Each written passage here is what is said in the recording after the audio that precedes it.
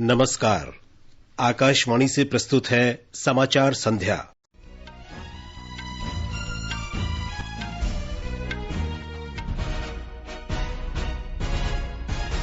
देश में corona virus मरीजों के स्वस्थ होने की दर बढ़कर 41.5% से अधिक हुई। मृत्यु दर घटकर 2.87% पर पहुंची। वंदे भारत मिशन के विस्तारित दूसरे चरण में 60 देशों से 1 लाख फंसे हुए भारतीयों को वापस लाया जाएगा। केंद्रीय मंत्री और भाजपा के वरिष्ठ नेता प्रकाश जावड़ेकर ने कोविड-19 से मुकाबले के समय राजनीति करने के लिए कांग्रेस की कड़ी आलोचना की। Aarogya Setu app open source पर सरकार ने कहा, पारदर्शिता, निजता और सुरक्षा ऐप की प्रमुख विशेषताएं। स्वास्थ्य सचिव ने मरीजों की संख्या में बढ़ोतरी वाले 5 राज्यों के हालात की समीक्षा की। होटलों की स्वीकृति और वर्गीकरण की वैधता 30 जून तक बढ़ाई गई। और उत्तर पश्चिम तथा मध्य भारत में भीषण लू का प्रकोप जारी। राजस्थान के चूरू में तापमान 50 डिग्री सेल्सियस पहुंचा।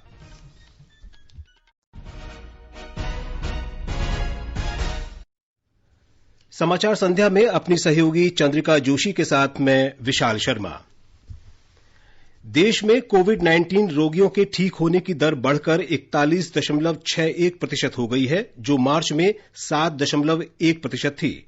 केंद्रीय स्वास्थ्य मंत्रालय के अधिकारी ने आज नई दिल्ली में संवाददाताओं को ये जानकारी दी।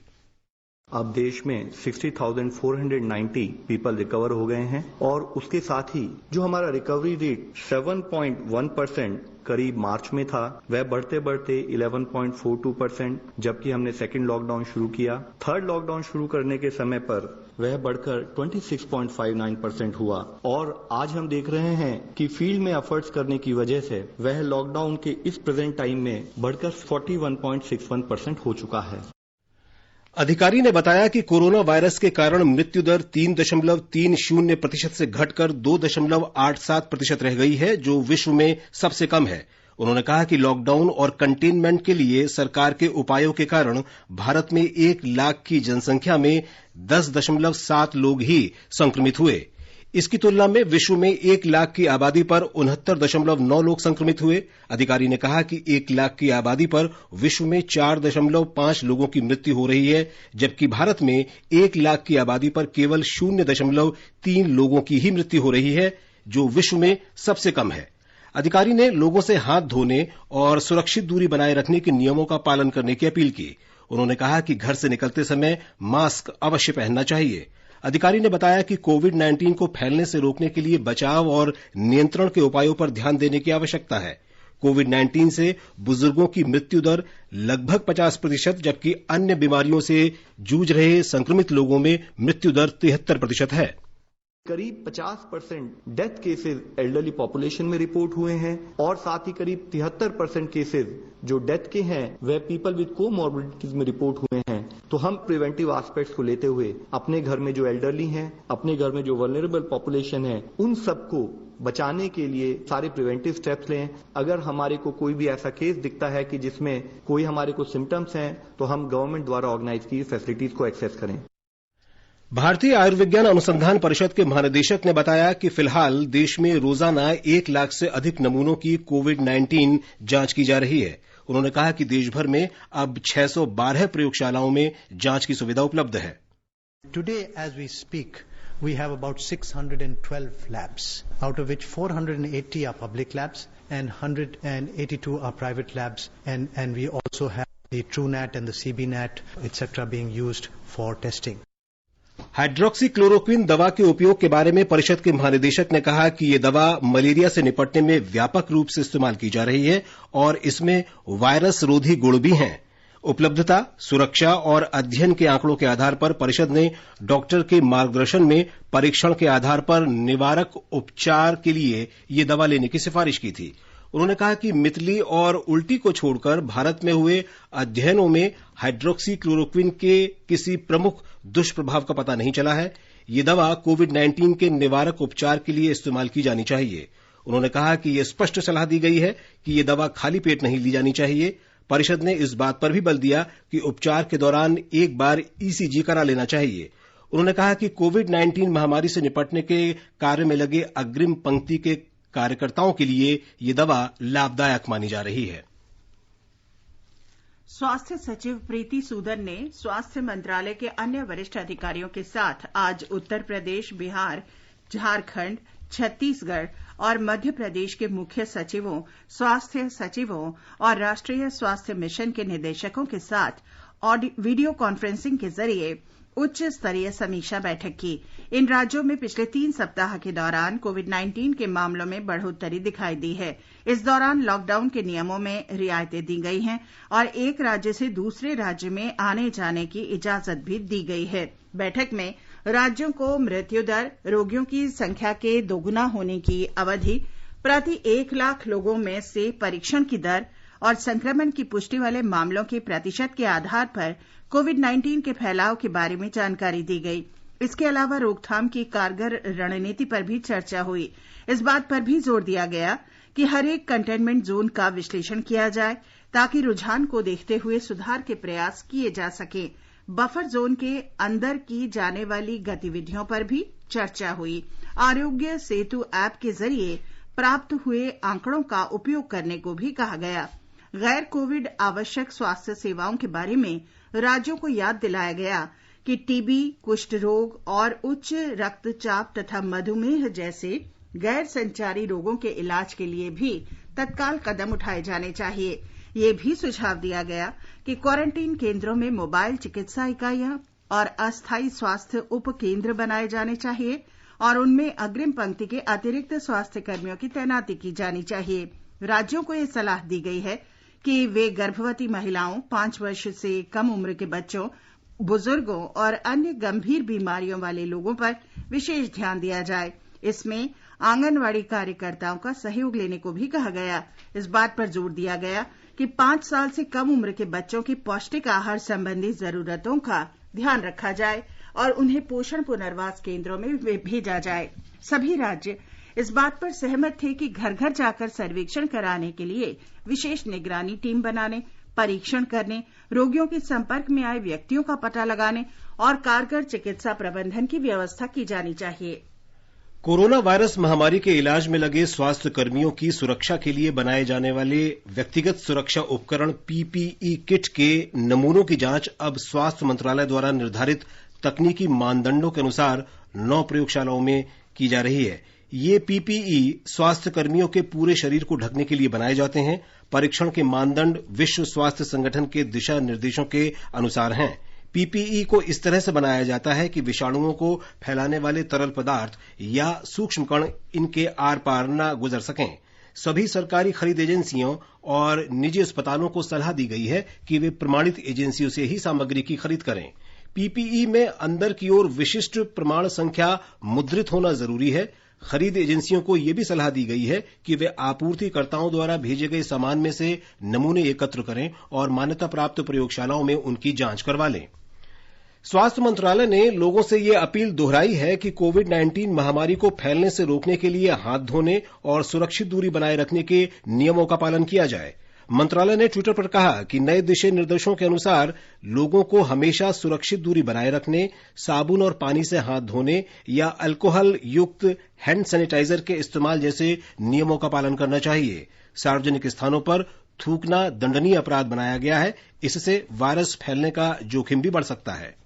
स्वास्थ्य मंत्रालय ने लोगों से बाहर निकलते समय फेस मास्क के प्रयोग पर जोर दिया है ताकि कोरोना वायरस के संक्रमण को रोका जा सके। इसके साथ ही लोगों से यह भी कहा गया है कि वे सही सूचनाओं का प्रसार करें और इस बीमारी के लक्षण पाए जाने वाले व्यक्तियों को जांच कराने के प्रति जागरूक करें। स्टिग्मा को दूर करने की जरूरत है क्योंकि इसकी वजह से लोगों की शीघ्र मदद में देरी हो सकती है, जिससे उनका स्वास्थ्य और बिगड़ सकता है। लोगों की सुरक्षा के लिए यह जरूरी है कि वे 2 गज की दूरी का पालन करें। साथ ही उन्हें अपने हाथ, नाक और मुंह को भी छूने से बचना चाहिए। लोगों को तंबाकू सेवन का प्रयोग नहीं करना चाहिए तथा सार्वजनिक स्थानों पर नहीं थूकना चाहिए। स्वास्थ्य मंत्रालय ने यह भी कहा है कि यदि किसी व्यक्ति को इस बीमारी के लक्षण दिखते हैं तो उसे हेल्पलाइन नंबर 1075 पर संपर्क करना चाहिए। आनंद कुमार, आकाशवाणी समाचार, दिल्ली।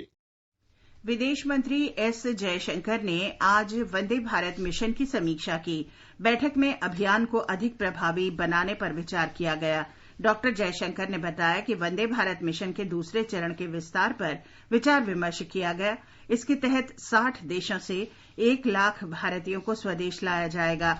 उन्होंने बताया कि अभियान के तीसरे चरण की तैयारियों पर भी चर्चा की गई।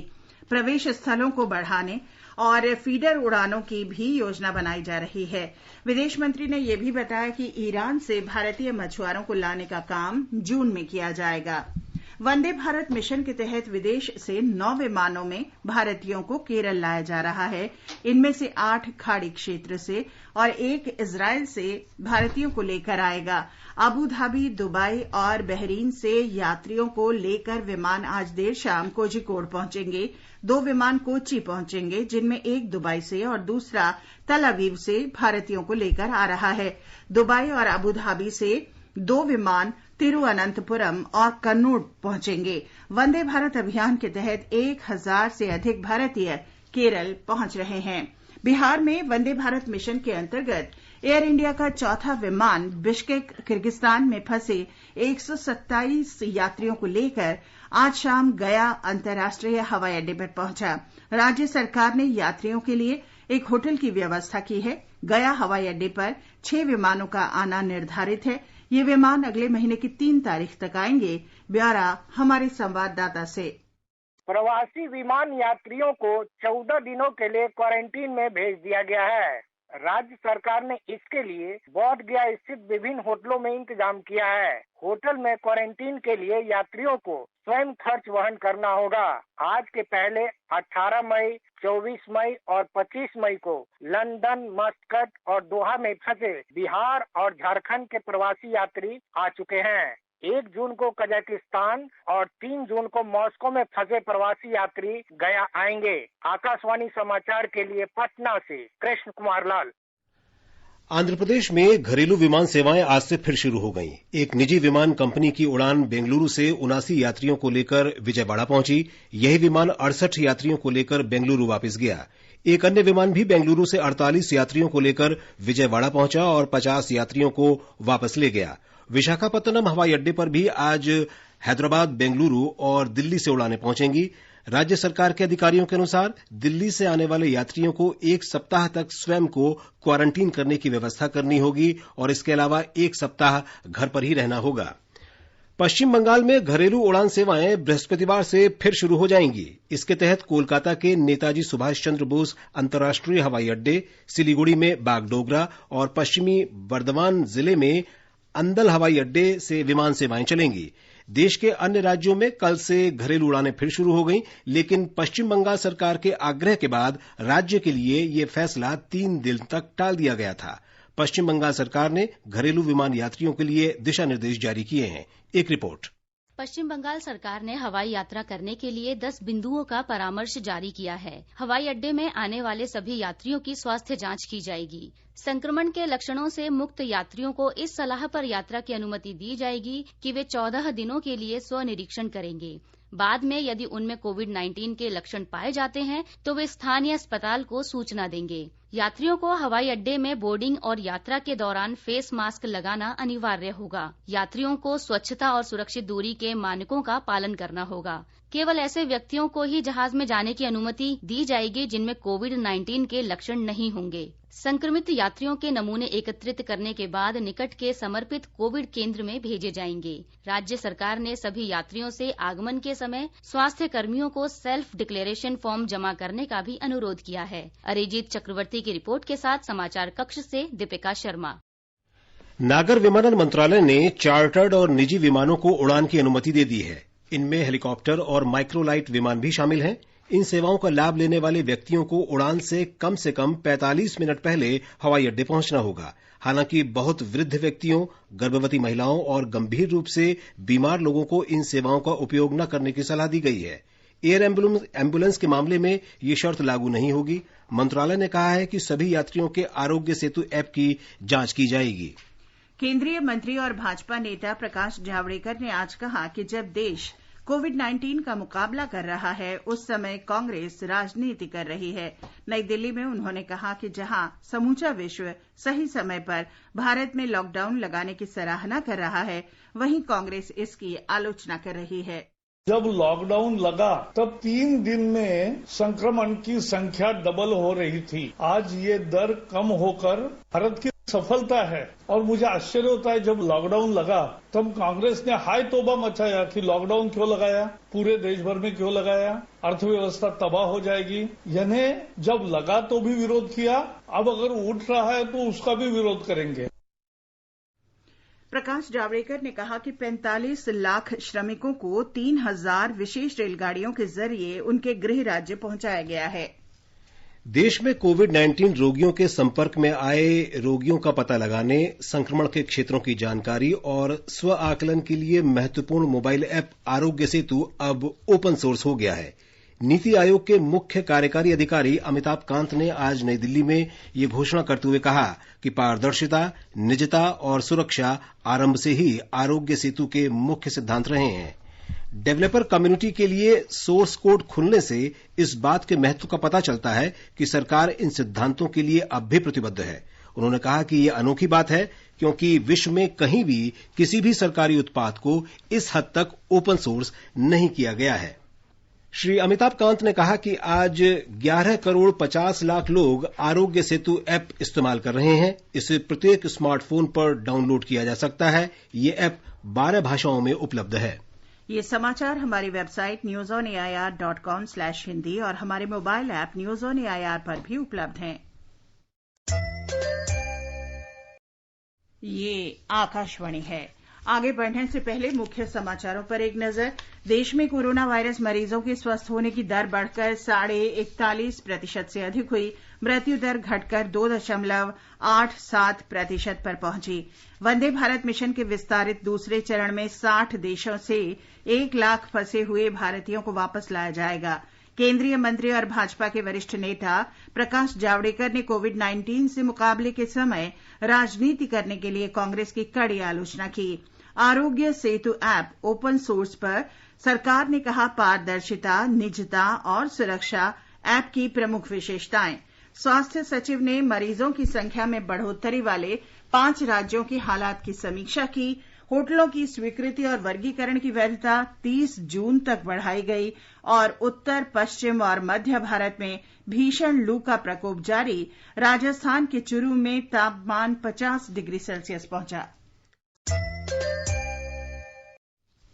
सरकार ने पर्यटन उद्योग को एक बड़ी छूट देते हुए होटलों और आवासीय इकाइयों की स्वीकृति और वर्गीकरण की वैधता की तारीख 30 जून तक के लिए बढ़ा दी है। पर्यटन मंत्रालय होटलों का वर्गीकरण स्टार रेटिंग के आधार पर करता है। इसके अंतर्गत विभिन्न सुविधाओं को ध्यान में रखते हुए होटलों को 5 सितारा, 5 सितारा deluxe, legacy vintage, home stay, guest house जैसी विभिन्न श्रेणियों में रखा जाता है। सरकार ने फैसला किया है कि जिन होटलों और अन्य आवास इकाइयों की स्वीकृति या प्रमाण पत्र की वैधता समाप्त होने वाली है या समाप्त हो चुकी है, अब 30 जून तक के लिए वैध होगी। इसके अलावा पर्यटन मंत्रालय ने सभी श्रेणियों के टूर ऑपरेटरों, ट्रैवल एजेंटों और टूरिस्ट ट्रांसपोर्ट ऑपरेटरों को दी गई स्वीकृति भी 6 महीने के लिए बढ़ा दी है। पहले से स्वीकृति प्राप्त ऐसे ऑपरेटर जिनकी वैधता अवधि 20 मार्च से लॉकडाउन जारी रहने की अवधि के दौरान समाप्त होने वाली है या हो गई है, अगर उन्होंने नवीकरण के लिए आवेदन किया है तो उसे भी बढ़ा दिया गया है। महाराष्ट्र में बृहन मुंबई नगर निगम ने वायरस के संक्रमण की कड़ी तोड़ने के लिए नई नीति बनाई है। मुंबई में कोविड-19 के कारण रोगियों की मृत्यु की बढ़ती संख्या के मद्देनजर यह फैसला किया गया। मुंबई नोवेल कोरोना वायरस का हॉटस्पॉट बन गई है।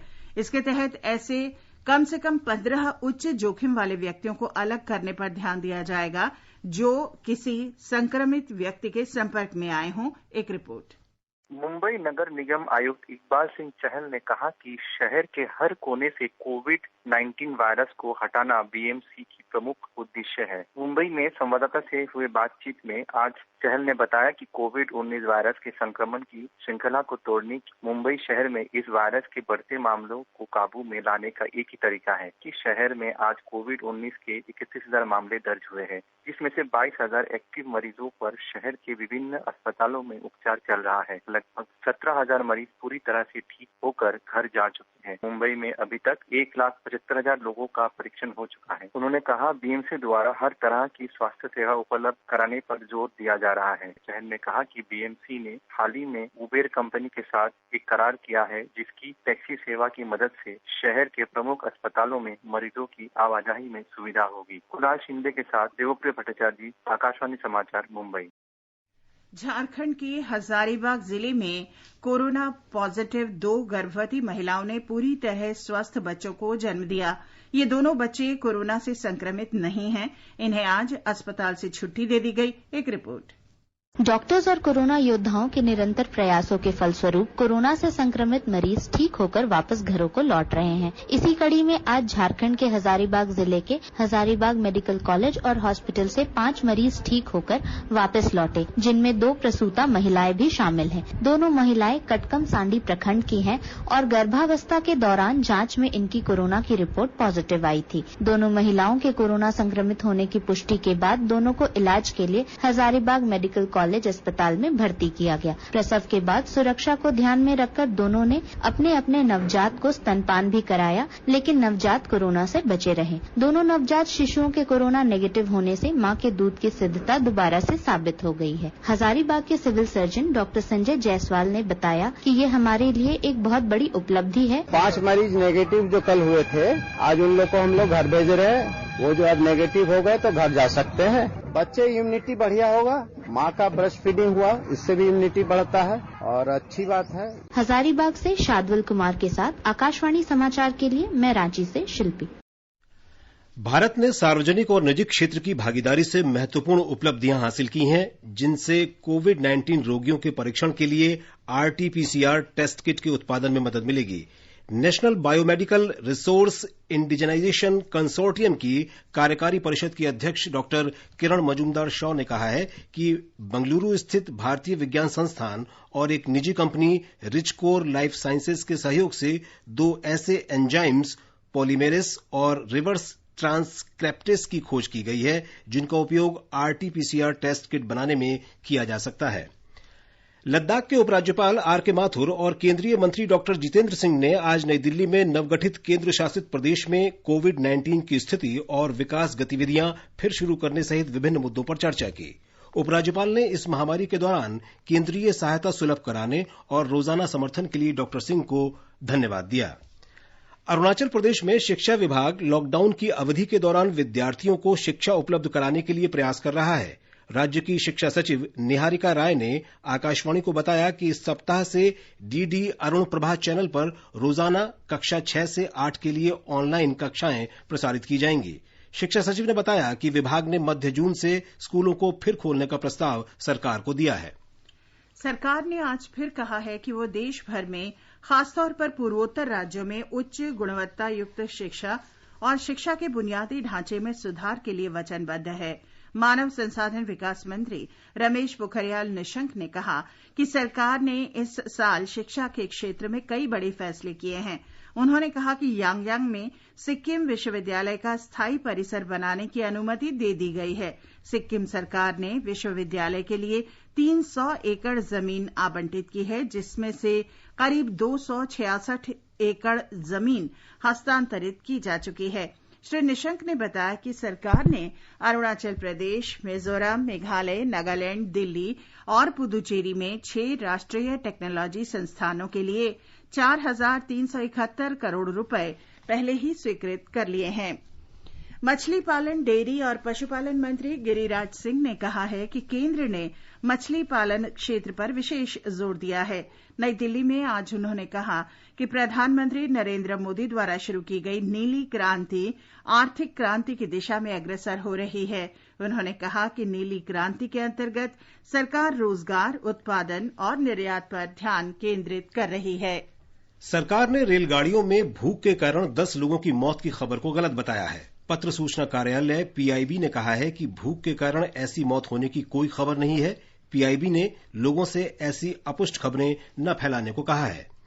आकाशवाणी का समाचार सेवा प्रभाग आज अपने फोन इन कार्यक्रम में अंग्रेजी और हिंदी में कोविड-19 पर विशेष परिचर्चा प्रसारित करेगा। ये कार्यक्रम रात 9:25 से एफएम गोल्ड और अतिरिक्त चैनलों पर सुना जा सकता है।